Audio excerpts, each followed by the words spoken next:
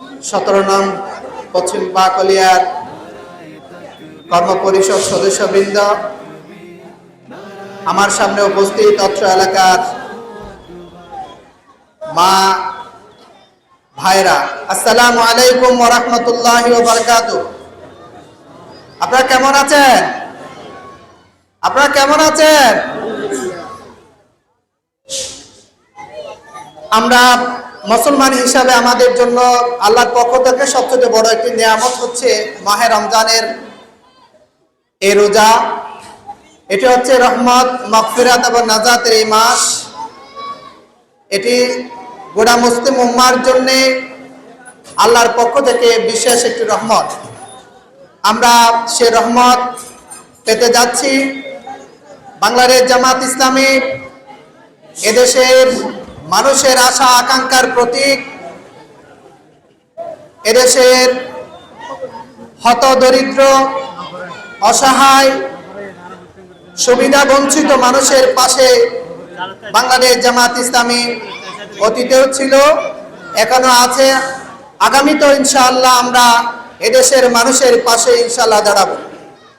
আপনারা জানেন আমরা বাংলাদেশ জামাত ইসলামী এদেশের প্রতিটি মানুষের হৃদয়ের একটি সংগঠন হচ্ছে বাংলাদেশ জামাত ইসলামী। মানুষের শোক ও দুঃখ দুর্দশায়, বন্যা কবলিত যে কোনো সমস্যায় বাংলাদেশ জামাত ইসলামী সকল রাজনৈতিক দলের আগেই জামাত ইসলামী মানুষের পাশেই ছিল।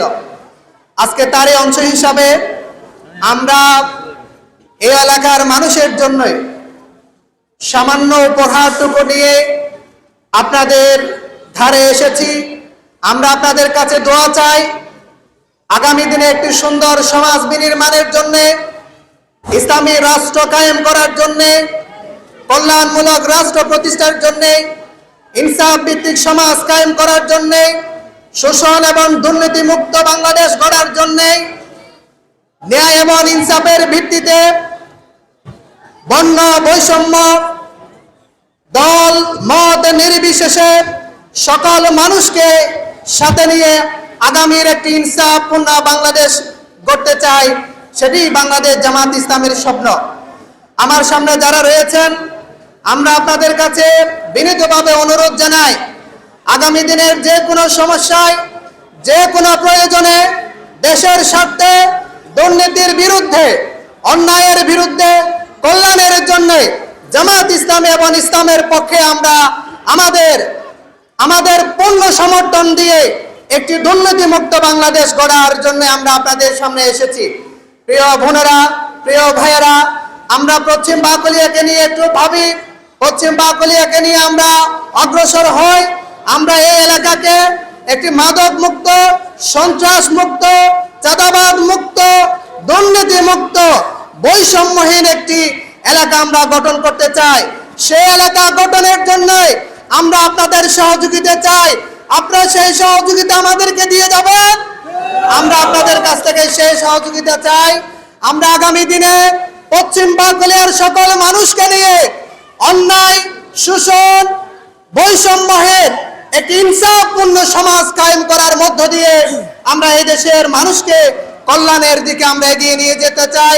আসুন আপনারা সকলে ইসলামের পক্ষে আপনাদের পূর্ণ সমর্থন দিয়ে আগামী দিনে একটি সুন্দর সোনালী সমাজ বিনির্মাণের জন্য আপনাদের আন্তরিক সহযোগিতা কামনা করছি।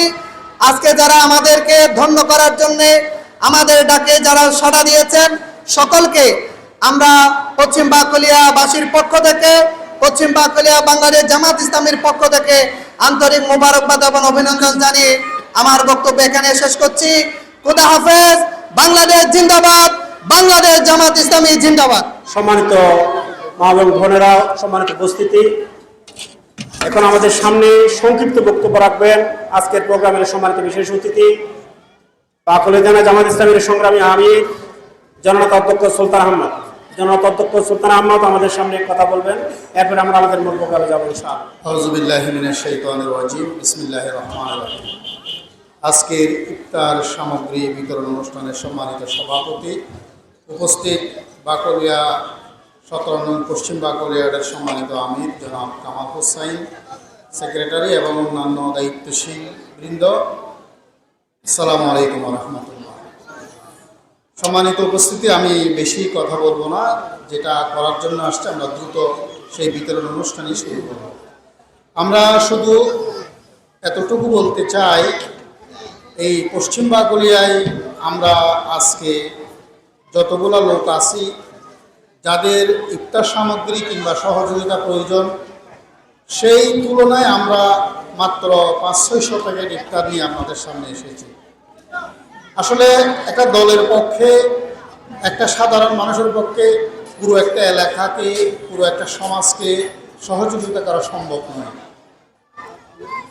আমরা যদি সকলকে সহযোগিতা করতে চাই, যাদের সহযোগিতা প্রয়োজন, গরিব দুঃখী মেহনতি মানুষের, এটা তখনই সম্ভব হবে যখন রাষ্ট্রীয়ভাবে আমরা আপনাদের পাশে দাঁড়াতে পারব। তো বাংলাদেশ জামাত ইসলামী তার সামর্থ্য অনুযায়ী বিগত 16-17 বছর আমাদের উপর নির্যাতন চালানো হয়েছে, আমাদেরকে কোথাও দাঁড়াতে দেয় নাই, আমাদের ব্যবসা প্রতিষ্ঠান সবগুলোই ধ্বংস করে ছেড়েছে ওরা। এরপরও আমরা আমাদের সীমিত সামর্থ্য নিয়ে সামান্য উপহার আপনাদেরকে দিতে চাচ্ছি। কিন্তু এভাবে একটা সমাজ পরিবর্তন হবে না। এভাবে একটা এলাকার যেখানে 10,000 মানুষকে সাহায্য করা দরকার, সেখানে 500-600 মানুষকে সাহায্য করে বাকিদের কষ্ট বাড়িয়ে দেওয়ার মতো কোনো কল্যাণ নাই। আমরা সকলকে সাহায্য করতে চাই। অত্র সমাজের যারাই গরিব আছেন, যাদের সহযোগিতা দরকার, সকলকে আমরা সহযোগিতা করতে চাই। সেটা তখনই সম্ভব হবে যখন এই সহযোগিতার জন্য রাষ্ট্র হাত বাড়াবে, রাষ্ট্রীয় সহযোগিতা পাওয়া যাবে।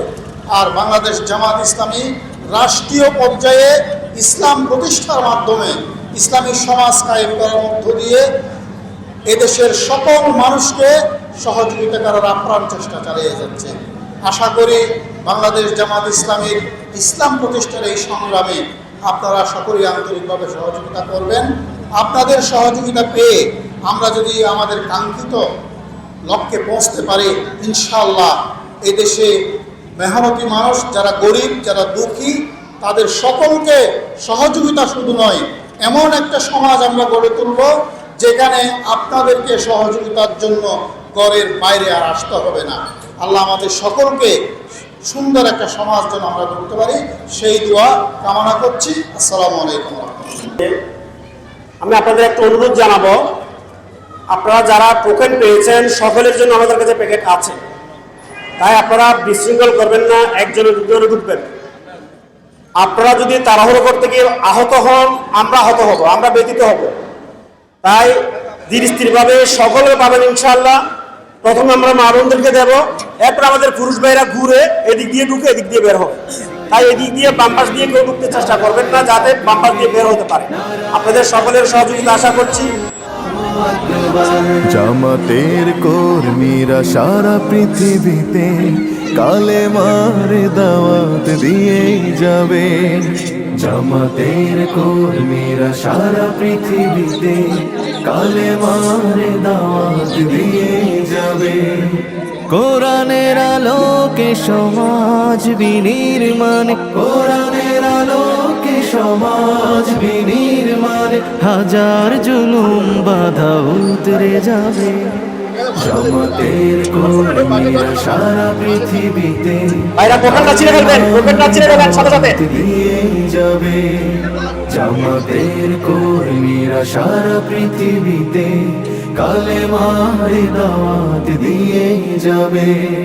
যাদের আদর্শে নবীজি চেতনা ইসলাম, শান্তি কায়েমে যারা শপথ নিল, যারা দিনে রাত ময়দানে খেটে যায় নির্ভীক, প্রভু রাহে যারা জীবন দিল, যাদের আদর্শে নবীজি চেতনা ইসলাম, শান্তি কায়েমে যারা শপথ নিল, যারা দিনে রাত ময়দানে যায় নির্ভীক।